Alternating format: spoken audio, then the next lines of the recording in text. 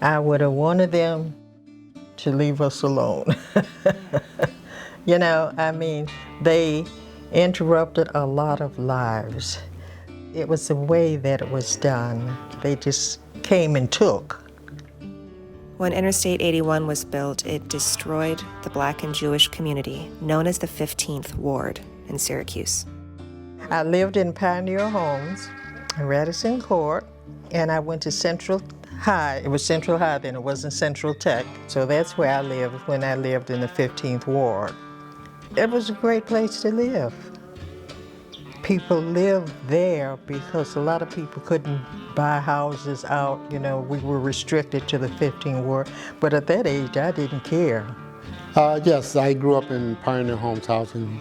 I remember the change that happened when they built 81. It kind of like, for me as a young child growing up in that neighborhood, 81 took away some of the familiarity. There were certain landmarks and things that I knew, okay, I'm home. And when they built 81, many of those landmarks went away. Many of the businesses, the corner stores, barber shops, or even some churches, they were gone. It just destroyed our community because people moved out, and it was just a loss. It was just a loss.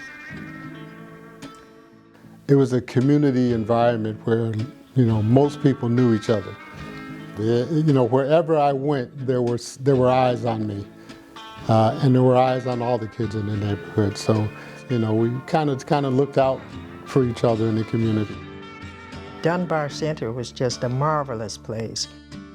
They had basketball court. We had all types of library, all types of activities there, and it was fun.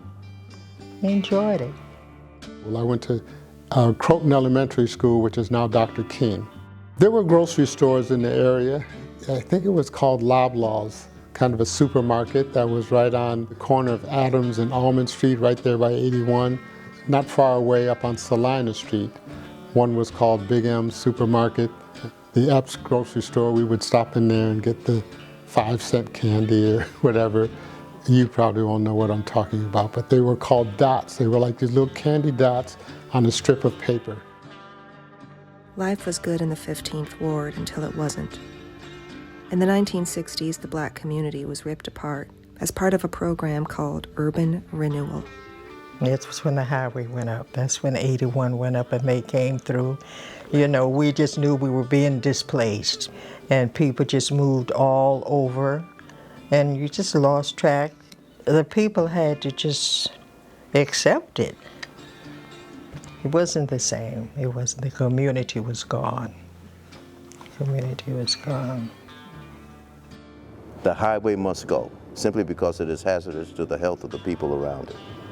Okay, the noise pollution, the ozone emissions, the jury is out on the number of people who live around 81 and what type of medical problems they have.